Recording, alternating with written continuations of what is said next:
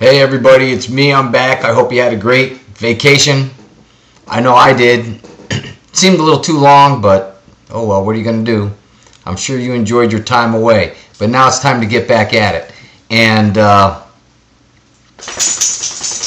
have no fancy music to play or anything. I just got to get a few of these videos made for you. So we're on page 316 in the textbook. This is the beginning of chapter 12. You've already done the outline. You might want to follow along with your outline. If you don't have your outline to follow along with, jot some notes down. Just some questions that you want to ask in class, because this is a lot of new information, and this is the guts, the core, the base of the whole course. Let's get rolling. Okay, to get the ball rolling, this is a power plant. You can see here a refinery, actually, not a power plant, but a refinery, to take the oil that we take out of the ground. That's called crude oil, and turn it into something that's usable. For instance, gasoline or diesel or jet fuel. All these different fuels have different amounts of energy in them because they've been refined a little bit differently. Up here in the corner you can see a usable carbon map that I want to show you in class tomorrow. So make sure that you remind me to show you how that thing works, because it gives you a great worldwide perspective of what we're seeing when it comes to energy consumption. I'm sure you realize that when it comes to energy consumption, we here in the United States on a per capita basis have an awful lot of consumption. And I think I've mentioned this to you before. Just imagine all of the different things that are plugged into the wall now that we didn't have even 20 years ago. Or maybe 30 years ago. Yeah, we might have all had a TV, but we didn't have one in every room. There wasn't a computer in every house. So those are just a couple of things that are using electricity all the time that never needed to be used before. Yeah, we still had hot water heaters. We still had ovens. But think of the things that we didn't have. We didn't have cell phones, so we didn't need a cell phone charger. If we had a portable radio, it was usually run on batteries. We didn't plug it in to charge it up again. So lots of more usages of electricity over the years. And you'll notice that in developed countries, the more developed you are, the more different ways we find to enjoy ourselves and to use the energy that's available to us. So when we talk about energy in any way, we're really talking about two major things. The energy we use to move ourselves, transportation, i.e. gasoline, and electricity. So when you hear the word energy, think of those two things. This graphic here shows you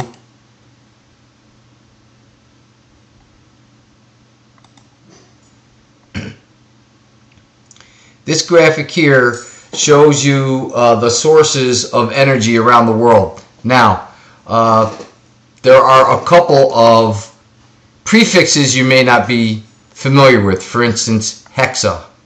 I'm sorry, there's no H there. Exa. Exajoules. Exa is 1 billion billion. Got that? It's 1 billion gigajoules. Giga is a billion.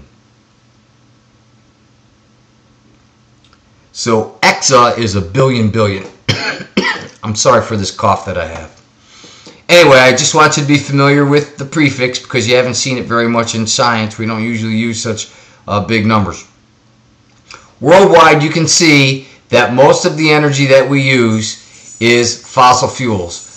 Your definition of fossil fuels needs to expand now. You used to think of it as oil, natural gas, and what was the third one? Coal. That's right, it was coal. So those are the three, but you know, we have discovered some other coal-related products that are also considered non-renewable. For instance, shale. You may have heard of this before. Shale is a relatively new discovery, and we can get some energy out of shale. But that's really a coal type product. So here you go. You see 26% coal. Oil is 34%. And you can imagine why oil is the highest, because not only can it be used for electricity, but of course we use it for transportation as well. Natural gas gets used for transportation some, but mostly the natural gas here is used for electricity, and practically all of the coal is used to make electricity or to heat something up. And that should make sense to you. After all, can you imagine what it would be like if you had a coal-driven car? You would push on that pedal and you'd have to wait for the coal to get hot enough to give enough energy to turn those wheels. 30 years ago, people thought that nuclear energy was going to be the future for our electricity because it had no emissions. But it is a non-renewable resource, just like these other ones are, because we use uranium in the nuclear fission reaction. Uranium is an element and it has to be mined. So it is also considered a non-renewable energy. It's just not a fossil fuel. And of course, here's 13% renewable. That is a pretty sorry state of affairs. But wait till you see our pie chart. We have even less of our energy from renewable energy. Renewables will be covered in the next chapter.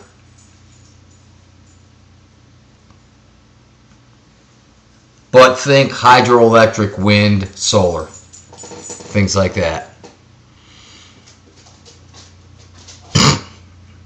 Why hasn't nuclear picked up? Why isn't nuclear a much better option today?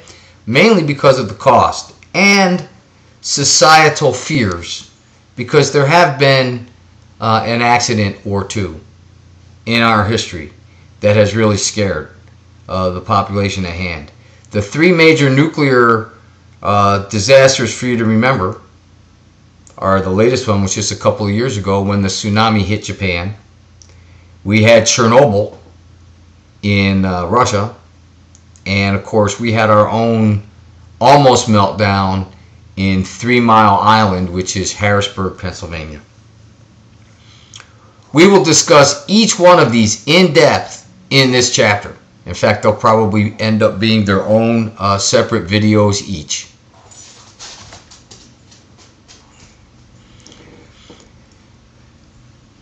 This graphic's in your book on page 317. I decided to turn it on its side because I thought I could read it a little bit better. I'm looking at it and it's not that much easier to read. All right, the purple bar is the total energy, and the blue bar is per capita. Remember what per capita means?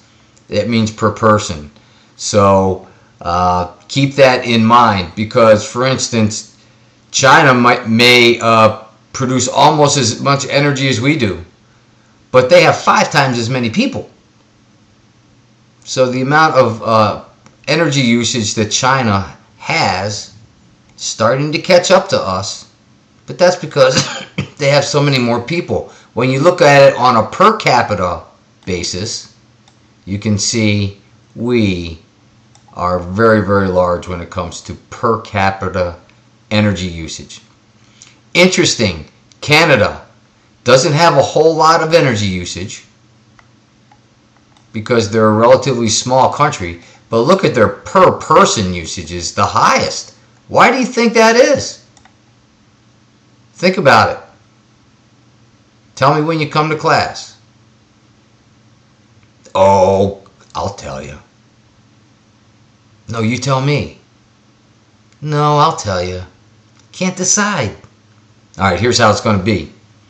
Canada is cold, so they have to heat their homes for much of the year, so their per person energy costs are going to be high. Canada is a very, very large spread out country, just like ours. So they have a need to transportation across their country, just like we do. They don't have nearly the automobiles that we do, but at least they're large. See, a lot of these other countries don't have a big need for cars because the country isn't very big. Okay, let's take a look at France. They're what? 5th. But they have a pretty high per capita. You would expect developed countries to have a high per capita energy usage. Remember, energy is not just electricity, it's also cars. So when you see these things, you ought to be able to sort of analyze them and figure out what's happening here.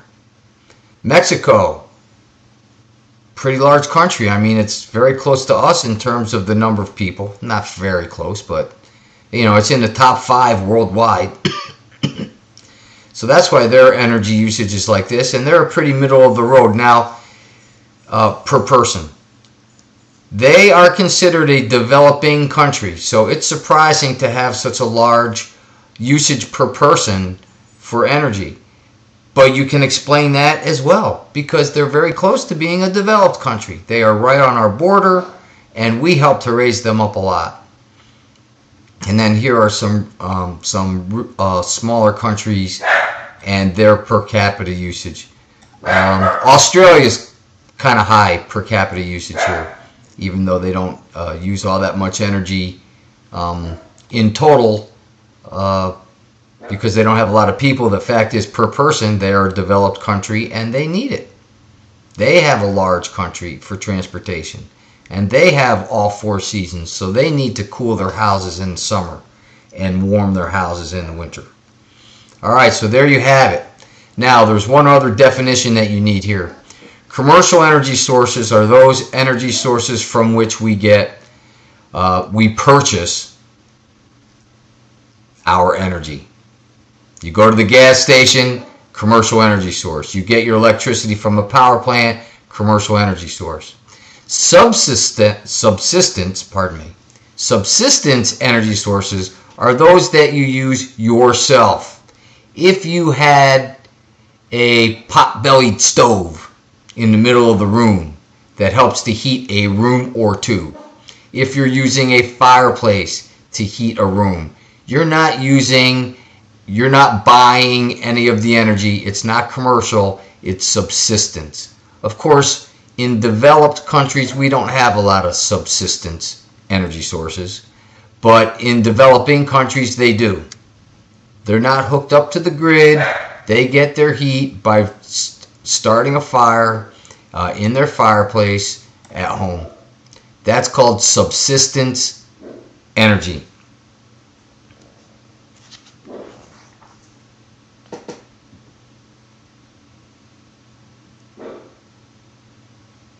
All right, let's take a look at the U.S.'s energy patterns. And we can see here over the course of time, really we haven't had commercial energy to look at until 1850. So now we can see all the different sources of energy, and you can see what's gone up and what's gone down over the years. You can see how coal went up around remember this is the United States now, around our Industrial Revolution. And once that coal use started going up so that we could make more heat, either for electricity or for manufacturing, that amount of coal usage stayed pretty high throughout time. Here's 1950, and about the time that I was born, right about here. So coal stayed up, but notice what's happening. There's a little dip here, but notice what's happening since 1975 or so. Steady increase in coal. And that is explained simply by the increased need for electricity of all of our electronic devices that we have. Here's oil. Take a look at oil. It's the yellow line. And you can see we didn't have a whole lot of cars. And then the Model T came along. We have a little bit of an increase. And then boom, it starts to really go up. And this is that time when we started mass producing cars. And everybody had one car. And families started to have 2 cars. And of course, where we are today, where, heck, Seems like every person in the family has a car now. Natural gas went up also, mainly because of our discovery while we were drilling oil that we could have some application when it came to natural gas.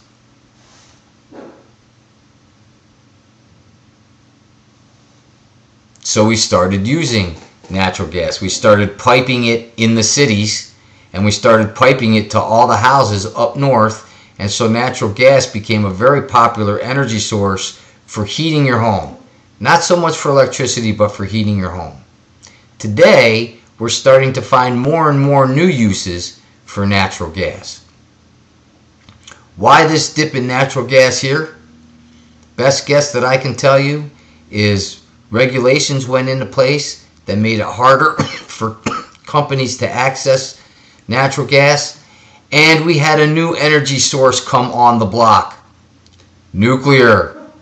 Starting in about 1970, we started to see nuclear power plants come online. Remember, we're going to discuss all of these different energy sources separately later on in this chapter. But you can see how nuclear has risen over the years. But now it has really completely flattened. We have not opened a new nuclear power plant in over 20 years. Because it's very expensive and because there's worries about it. Hydroelectricity. We've known about building dams and building hydroelectric plants really since about 1940 or so. So we have accessed hydroelectricity about as much as we can.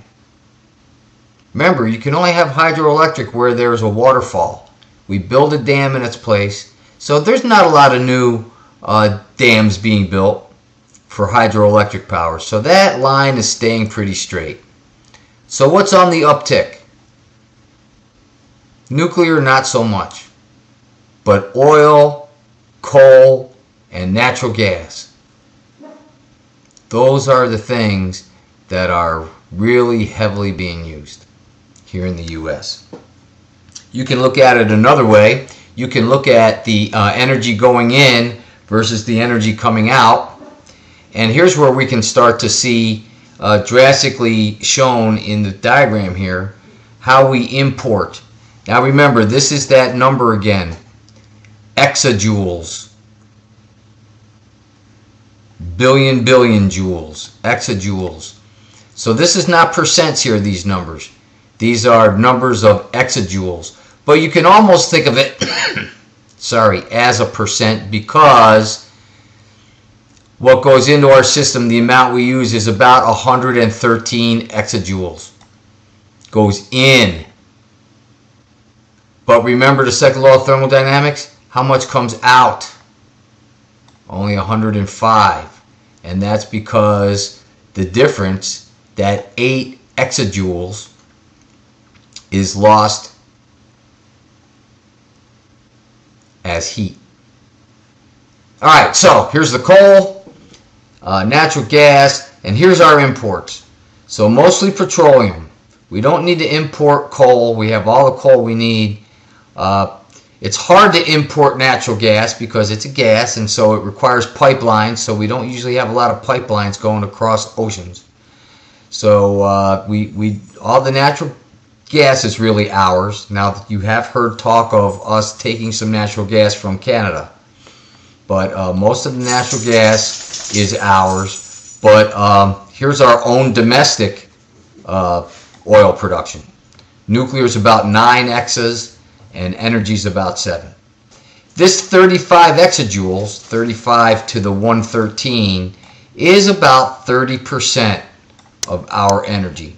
So just to keep everything in perspective, because sometimes you hear on the news and you hear people talk about energy independence as if we don't drill our own oil, as if we don't have our own energy sources. The truth is we do have our own energy sources.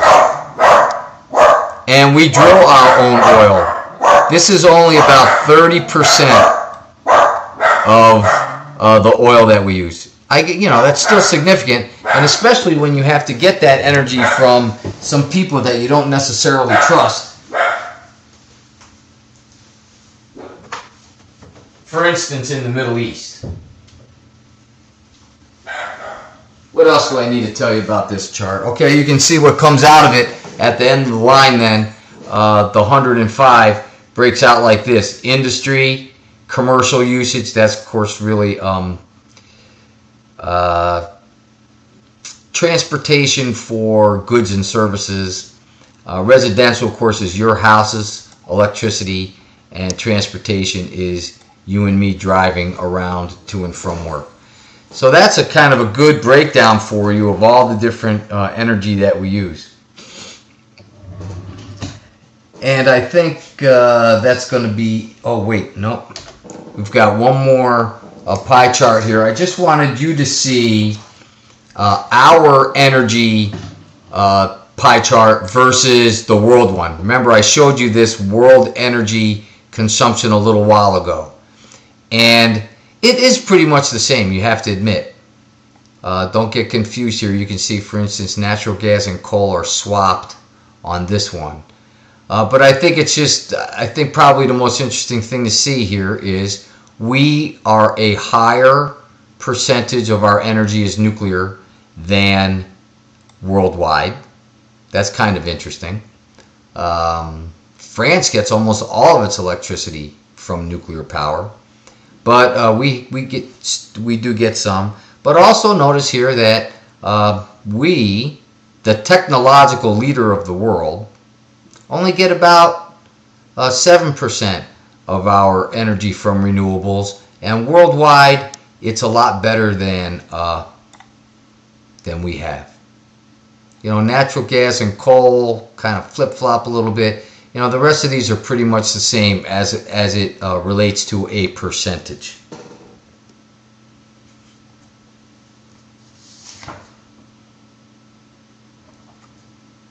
All right, I think this is a good place to stop. This video is long enough. The next section that we're going to talk about is energy quality and energy efficiency. So that will be our next video. Good talking with you. Glad we got this first one out of the way. Looking forward to doing many, many more. Late.